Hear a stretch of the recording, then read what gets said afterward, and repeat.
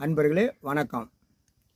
இன்றைக்கி அதிகமான மக்கள் ஹார்ட் அட்டேக்கு இதுதான் அதிகமாக நடக்குது. இதுக்கு காரணம் எதனால் வருதுன்னு நிறையா பேர் தெரியாமல் இன்னமும் நம்ம எப்படின்னா பழசுலேயே வாழ்ந்துக்கிட்டு வரோம். உடனே எதுக்கெடுத்தாலும் ஆஸ்பத்திரி நம்ம போயிட்டு இருக்கிறோம். இந்த ஹார்ட் அட்டேக்கு வருதுங்கிறதுக்கு எதனால் வருதுங்கிறத காரணத்தை தெரியணும். ஒன்று, பெரிய லெவலில் அவங்களுக்கு மலச்சிக்கல் இருக்கும். மலச்சிக்கல் இல்லைன்னு சொன்னால் அவங்க சரியானபடி குடலை கழுவிருக்கவே மாட்டாங்க. அதுக்கப்புறம் பாருங்கள், அவங்களுக்கு செரிமானத்தன்மை வராது. இந்த மாதிரி நிலை வரும்பொழுது தான் நம்மளுடைய கிட்னி என்ன பண்ணும், சரியானபடி கழிவுகளை வெளியில் தள்ளாது. இந்த கழிவுகள் தள்ளாத ஒரே ஒரு காரணத்தில் கிட்னியினுடைய நிலை என்ன, இரத்தத்தை சரியானபடி இதயத்துக்கு சரியான இரத்தத்தை கொடுக்காது. அப்போ கழிவுகளோடு போகும்பொழுது இதயம் என்ன செய்யும், செயலை வேகமாக தான் தூண்டும். அந்த தூண்டுதலினுடைய காரணம் என்ன ஆகும், நமக்கு ஒரு லேபில் போய் நீங்கள் டெஸ்ட் பண்ணினீங்கன்னா உங்களுக்கு ப்ரெஷர் தான் கிடைக்கும். அந்த ப்ரெஷர் அதிகமாக ஆக ஆக ஆக என்ன ஆகும், டைரெக்டாக போய் ஒன்றும் மூளையில் அடப்பு வரணும், இல்லைன்னா இதயத்தில் அடப்பு வரணும். இந்த ரெண்டு விஷயத்தினால தான் நம்ம மாட்டிட்டு கிடக்கிறோம். அப்போ இதை எளிமையாக ஒருத்தருக்கு சின்ன இதயத்தில் வலினால் வருதா, கேஸ்டபுளையும் வலி வரும், வாய்வாலையும் வலி வரும், இரத்த அடப்புலையும் வலி வரும். எதுக்கெடுத்தாலும் உடனே நம்ம எங்கே போகணுமோ போயிடுறோம். ஆனால் எதனால் வலி வந்துன்னு செய்யணும். இப்போ நம்ம நைட்டு சாப்பிட்ட சாப்பாட்டு உணவு ஜீரணம் ஆகாட்டினாலும் வரும். அப்போ காலையில் மழை நல்லா கழிச்சிருக்கணும். கழிக்காட்டினாலும் வரும்னு தெரியாமல் கேஸு நமக்கு அபானம் மேலே எழும்பிடுச்சினாலும் இந்த குத்தி வலி வரும்.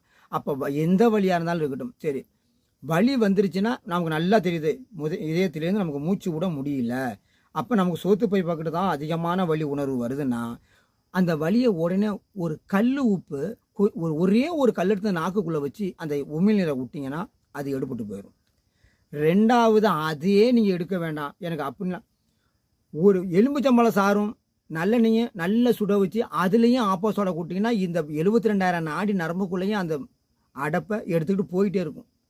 சின்ன சின்ன விஷயத்தை செய்யாமல் பைபாஸ் பண்ணுறோம், ஆஞ்சியோ பண்ணுறோம், அதுக்கப்புறம் இன்னும் நிறைய விஷயத்தெல்லாம் போய் நம்ம மாட்டிக்கிட்டு நம்மளுடைய பொருளாதாரம் இன்றைக்கி இழந்துக்கிட்டு இருக்கிறோம். அதனால் இப்போ நான் சொல்கிற வீடியோ கொஞ்சம் பாருங்கள். உங்களுக்கு ஏதாவது முன்கூட்டியே இது எல்லாத்துக்கும் இந்த மாதிரி கழிவுகள் நீக்கி இதயத்தை சுற்றறிப்பு பண்ணுறது, இரத்தத்தை சுற்றறிப்பு பண்ணுறது, இந்த முறையில் நான் சொல்லி தரேன். இதுக்கு காசு இல்லை, பணம் இல்லை, எங்களை மாதிரிலாம் கூப்பிட்டு தான். அப்போ எனக்கெல்லாம் ஒளிபரப்பில் சொல்கிறதுக்கு இடம் கிடைக்கல. இன்றைக்கி நல்ல இந்த மாதிரி ஒரு யூடியூப் சேனலில் கொடுக்கறதுக்கு எனக்கு வாய்ப்பு இருக்குது. அதனால் இந்த மருத்துவம் அழியக்கூடாது ஐயா. மீண்டும் நம்ம பொருளாதாரத்தை இழக்கக்கூடாது. ஒருத்தன் நோய் வந்து தான் நம்ம பொருளாதாரமே போகுது. அதனால் எல்லாரும் இந்த மாதிரி பார்த்து கேளுங்க.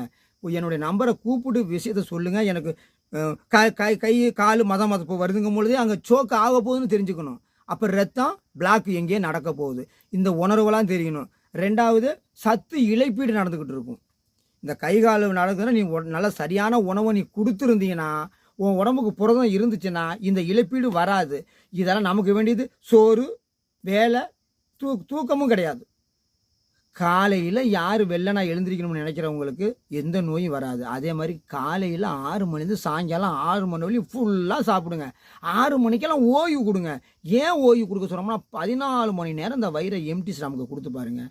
காலையில் நல்ல மலம் கழியும், நல்ல உடல் வளம் வரும். நீங்கள் 12 மணிக்கு சாப்பிட்றது, 12 மணிக்கு பிரியாணி, 10:30 மணிக்கு புரோட்டா, இந்த மாதிரி உணவை எடுத்தால் இந்த உடல் என்ன ஆகும், சாக்கடை தான். திரும்ப சாக்கடைக்குள்ளே என்ன ஆகும், ஒரு நாத்தம் வந்தால் அடப்பு தான் வரும், திரும்ப பைபாஸுக்கு தான் போகணும்.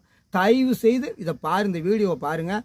இதுக்கு நான் காசு சம்பாதிக்கிற நோக்கத்திலேயே நான் விட மாட்டேன். இந்த மருத்துவம் அழிஞ்சு கிடக்குது. மக்களுக்கு தெரியாத விஷயத்தை பரப்புறதுக்கு இதை நான் வெளியிட்டுக்கிட்டு இருக்கேன். அதனால் அனைவரும் பார்த்து பயனடையுங்க. நன்றி.